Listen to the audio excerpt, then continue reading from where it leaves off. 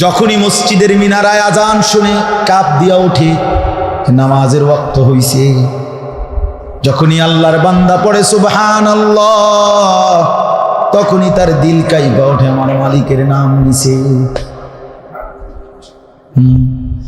দুনিয়ার কর্মচারী নিজ কোম্পানির ছুটির মধ্যে এখন মনে করেন বউকে নিয়া এখান থেকে দেবিদ্বার যাইতেছে কিংবা চান্দিনা যাইতেছে, হঠাৎ করে সে ছুটিতে আসছে, কিন্তু সে যখন দেখে তার কোম্পানির গাড়ি এদিক দিয়া যাইতেছে, সে নিশ্চয়ই বিবিকে বলে দেখো দেখো এই যে আমাদের কোম্পানির গাড়ি, সাথে সাথে নড়ে ওঠে।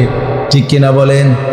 আল্লাহ বলেন আমার মুমিন বান্দা তারা যখন যেখানে যে আমার নাম উচ্চারণ হয় সাথে সাথে তার দিল কেঁপে ওঠে, মানে আমার কথা মনে পড়ে।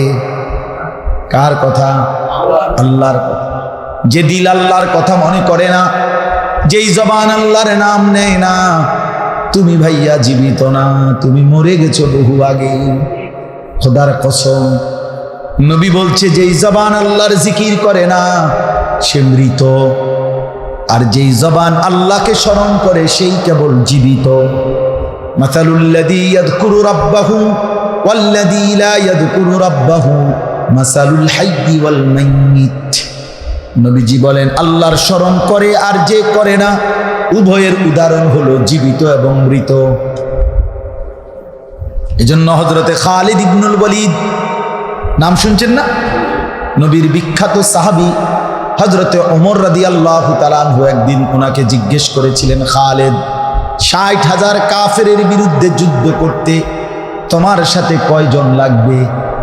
হযরতে খালিদ ইবনুল ওয়ালিদ ইয়ারমুকের যুদ্ধে তিনি বললেন, আমিরুল মুমিনিন আমি খালিদ একা হলেই চলবে। আমিরুল মুমিনিন ওমর বললেন, খালিদ অহংকার করে বললা নাকি মাত্র একজন ৬০,০০০-এর মোকাবেলা করবা? এটা তো কিছুটা অহংকার হয়ে গেল। হযরতে খালিদ বলেন, আমিরুল মুমিনিন ওমর, আল্লাহর কসম আমি অহংকার করে বলি নাই, বরং আমার বন্ধু আমার রাসূল আমার নবীর একটা হাদিসের কারণে বলেছি। আমার নবী বলেছেন যে আল্লাহকে স্মরণ করে আল্লাহর গোলামি করে সেই কেবল জীবিত, যে করে না সে মরা। কাজে আমার তো মনে হয় ৬০,০০০ বেঈমান তো মরাই, আমি তো কেবল জীবিত। অতএব মরা মানুষের লগে যুদ্ধ কিতা আবার আমি গেলেই তো সারব। হ্যাঁ, আমি গেলেই আবার যুদ্ধ করবো কিতা? বাচ্চা থাকলে না যুদ্ধ করতে। সুবহানাল্লাহ। ইন্নামাল মুমিনুনা আল্লাযীনা ইযা যুকিরাল্লাহু ওয়াজিলাত কুলুবুহুম